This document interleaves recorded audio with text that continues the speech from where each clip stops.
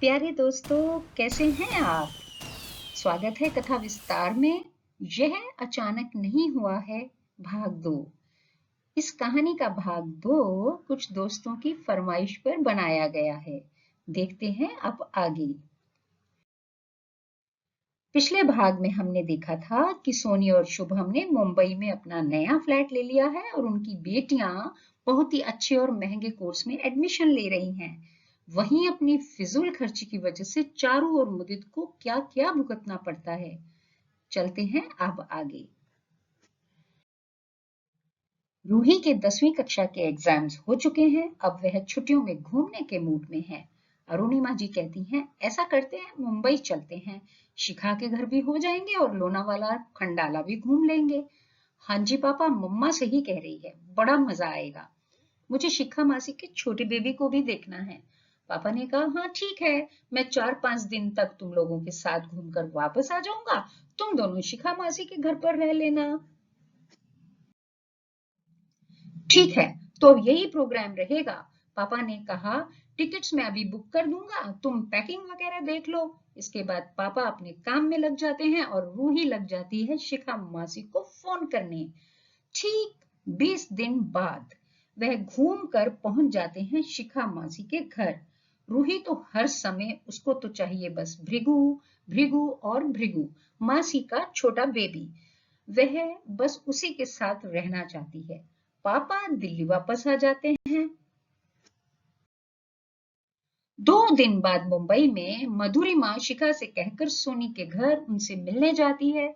दोनों एक दूसरे से मिलकर बहुत खुश होते हैं। मधुरिमा को उनका नया घर बहुत पसंद आता है। चाय नाश्ते इत्यादि के बाद मधुरिमा जी थोड़ा सकुचाते हुए कहती हैं, सोनी एक बात पूछूं? अगर बताना ना चाहो तो कोई बात नहीं। अरे ऐसी क्या बात है, पूछिए ना। सोनी, तुम लोगों ने पहले दिल्ली में अपना घर बनाया था और अब मुंबई में। बचत तो मैं भी खूब करती हूँ और अभिनव जी भी करते हैं। हमें दिल्ली आकर 4 साल हो चुके हैं, पर अभी तो हम सोच भी नहीं सकते। हालांकि हमने अपना घर बेंगलोर में बनाया है और लोन भी लिया हुआ है। बस उसकी किस्त और थोड़ी बहुत सेविंग बैंक में डाल देते हैं। तब सोनी ने कहा, मधुरिमा जी, जब हम शुभम के घर से अलग होकर रहने लगे थे तो हमारे पास भी रहने को छत भी नहीं थी। पर उन दिनों दिल्ली में घर इतने महंगे नहीं थे। तब हमारी बेटियां भी बहुत ही छोटी थी। पहले हमने सोचा कि किराए पर घर ले लेते हैं, पर शुभम नहीं माना। उसने कहा चाहे बिल्कुल छोटा ही घर मिले पर हम खरीदेंगे। हम दोनों कमाने वाले थे, इसीलिए लोन मिलना भी आसान था। हमने कुछ पैसे अपने घर से निकाले। कुछ उन्हीं दिनों मुझे मेरे ऑफिस से अच्छा बोनस वगैरह मिला था और शुभम ने कुछ अपने म्यूचुअल फंड्स में से निकाले। बाकी हमने लोन लेकर ही यह 2 बेडरूम का घर खरीदा था, जिसमें आप अभी रह रहे हैं। इसको खरीदे हुए हमें 17 साल हो चुके हैं और हमने 12 साल का ही लोन लिया था, जो अब हम वापस कर चुके हैं। शुभम भैया के पास उस उम्र में भी म्यूचुअल फंड से रिटर्न आ गया था। हाँ जी, क्योंकि उन्होंने वे कॉलेज के पहले साल से ही लगाना शुरू कर दिया था। कॉलेज टाइम से ही। हाँ जी। शुभम ने यह सब कैसे सीखा? असल में शुभम को फाइनेंस पढ़ने का बहुत शौक है, हमेशा से। शुभम की मम्मी कहती हैं, लोग अपने बच्चों को सिखाते हैं, पर हमने अपने बेटे से फाइनेंस सीखा है। सच में? हाँ सच में। अच्छा। हाँ, यह तुम दोनों के काम करने की वजह और बचत करने की वजह से ही हो पाया है। हाँ, काम भी और बचत भी, और सबसे बड़ी बात, बचत का फिर लगातार सही जगह पर इन्वेस्टमेंट। सही जगह इन्वेस्टमेंट मतलब हम अपनी सारी सेविंग को बैंक में एफडी वगैरह में नहीं डालते थे। कुछ हम खरीदते थे म्यूचुअल फंड्स और कुछ खरीदते थे स्टॉक्स। स्टॉक्स? हाँ, मगर सोच समझकर। स्टॉक मतलब शेयर मार्केट ना? फिर ये तो सेफ नहीं हुआ ना, ये तो जुआ हुआ ना। अरे नहीं, बिल्कुल भी नहीं मधुरिमा जी, दुनिया में बहुत बड़े बड़े लोग बहुत बहुत अमीर हुए हैं सिर्फ सही ज्ञान प्राप्त करके और फिर सही इन्वेस्ट करके। हाँ, अगर हम ऐसे ही उनके बारे में बिना अच्छे से जाने पैसा लगा देंगे तब तो सेफ नहीं है। सोनी ने आगे बताया, हमारा हर पैसा हमें बहुत समझदारी से इन्वेस्ट करना होता है। मैं और शुभम तो बहुत पढ़ाई करते हैं इस विषय में। सच में इन्वेस्टमेंट के लिए पढ़ाई? हाँ जी, बिल्कुल। पहले मुझे भी पढ़ने का महत्व नहीं पता था, लेकिन अब मैं भी इन्वेस्टमेंट के लिए बहुत पढ़ती हूँ। अब देखिए, इस फ्लैट के पेमेंट के लिए भी हमने बहुत बड़ा हिस्सा अपनी बचत और इन्वेस्टमेंट से ही निकाला है। और लोन तो लेना ही पड़ा है, पर वह हमारे किराए के पैसे जाने बंद हो जाएंगे ना। दूसरे दिल्ली वाले फ्लैट का भी किराया आता है, और कुछ हम अपने महीने की आमदनी से निकालते हैं। आराम से हो जाता है। बहुत ही बढ़िया। अच्छा सुनी, चारू और मुदित के बारे में तो अब तुम्हें सब पता लग ही गया होगा ना? हाँ जी, थोड़ा हिंट तो आपने फोन पर दे ही दिया था। बाकी सब शुभम को मुदित से बात करके पता चला। अच्छी बात यह है कि ये लोग अब संभल कर चल रहे हैं। कुछ टाइम लग जाएगा, पर फिर सब ठीक हो जाएगा। हाँ, उम्मीद तो कर सकते हैं। पर काश चारू और मुदित इतने फिजूल खर्च ना होते। मैंने चारू को समझाया था, काश वह कंपाउंडिंग की ताकत को समझ पाती। कंपाउंडिंग की ताकत?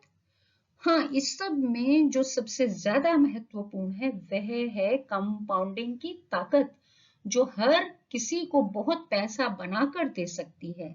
इसमें शुरू में हम पैसा डालते हैं, और फिर उसको अगर हम लंबे समय तक ना निकालें तो वह बढ़ता ही जाता है।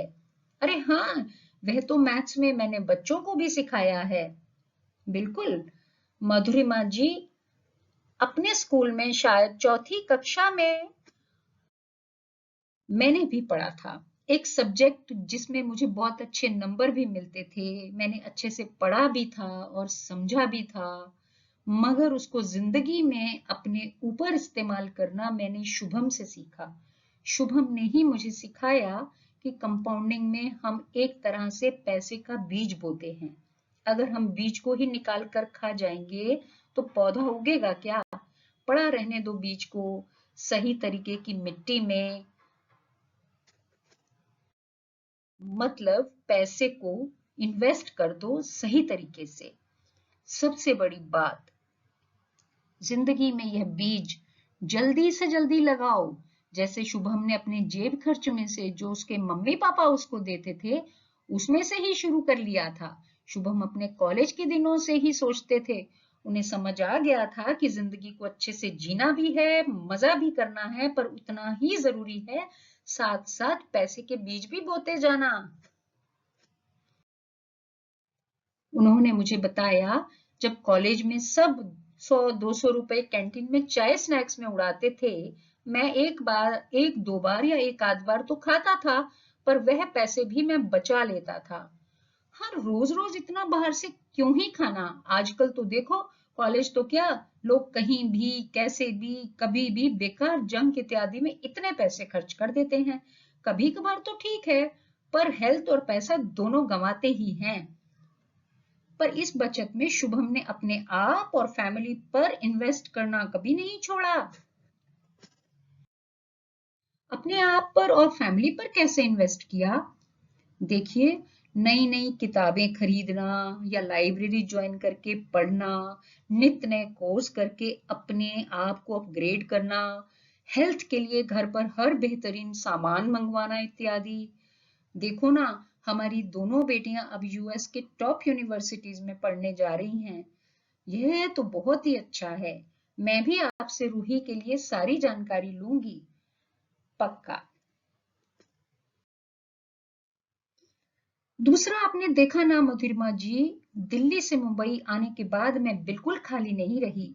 आने के 2-3 महीने बाद ही जॉब इसीलिए शुरू किया कि समय व्यर्थ ना जाए, भले ही उसके लिए मुझे सुबह के 4 बजे तक जागना पड़ता था। फिर थोड़ी देर में सुबह होने वाली होती थी, और घर के सब लोगों को नाश्ता देना, टिफिन बनाना और जाने की तैयारी करनी पड़ती थी। मैं बच्चों को स्कूल और शुभम को ऑफिस भेज कर ही सो पाती थी।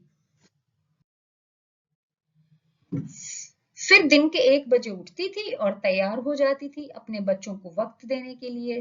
3 बजे अपने बच्चों के साथ खाना खाते हुए उनकी दिन भर की सारी बातें सुनती थी। फिर शाम को उनको पढ़ने बिठाना और उनकी मदद करना, बिल्कुल वैसे ही जैसे आप रूही के साथ करते हो, बिल्कुल वैसे ही जैसे चारू अपने बच्चों के साथ करती है। हमारे बच्चे हमको मेहनत करते हुए देखेंगे तो अपने आप ही सीख जाएंगे।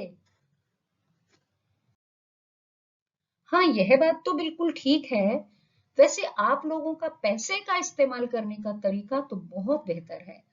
आपने यह कभी नहीं सोचा कि इतना तो कमा रहे हैं, बचत तो कभी भी कर लेंगे।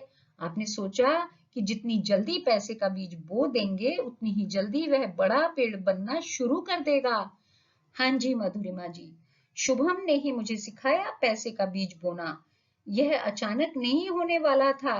धीरे धीरे बीज में से पौधा निकलता है और पौधे से पेड़ बनने में समय तो लगता ही है। आज तो मुझे बहुत ही कुछ सीखने को मिला। मधुरिमा जी बोली, थैंक्स सोनी, अब मैं चलती हूँ। आप लोग दिल्ली कब आ रहे हो? स्वयं मैंने भी आपसे बहुत कुछ सीखा है। मैं देखती हूँ आपके मैथ्स और साइंस के ऑनलाइन क्लासेस। अच्छा, आप बहुत ही अच्छा पढ़ाती हैं। थैंक्स। पर अब मैं अपने स्टूडेंट्स को शुभम वाला लेसन पढ़ाने वाली हूँ, यानी पैसे का बीज बोना, मतलब कंपाउंडिंग का असल जिंदगी कंपाउंडिंग का असल जिंदगी में इस्तेमाल। और हाँ, मैं उन्हें यह भी बताऊंगी कि स्वयं पढ़ें और सीखें।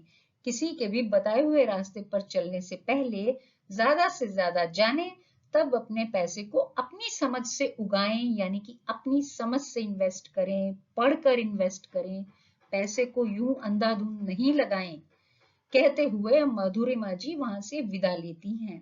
तो दोस्तों, ये थी मेरी कहानी, यह अचानक नहीं हुआ है भाग 2, जो पैसे की कंपाउंडिंग के बारे में है। हम पैसे का बीज जितनी जल्दी जिंदगी में बो देंगे, उतनी ही जल्दी वो पौधा बनना और पेड़ बनना शुरू हो जाएगा। हम सोचते हैं अरे 100 रुपए, बस 200 रुपए ही तो हैं, हम खर्च कर देते हैं। मगर वो छोटे छोटे बीज हैं जो हम गंवा देते हैं, और बाद में उसके बाद हमें उसका बड़ा नुकसान होता है। तो हम सीख गए हैं ना जिंदगी में पैसे का और जिंदगी में कंपाउंडिंग का सही इस्तेमाल।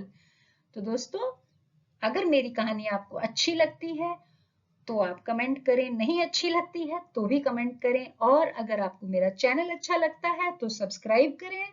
धन्यवाद।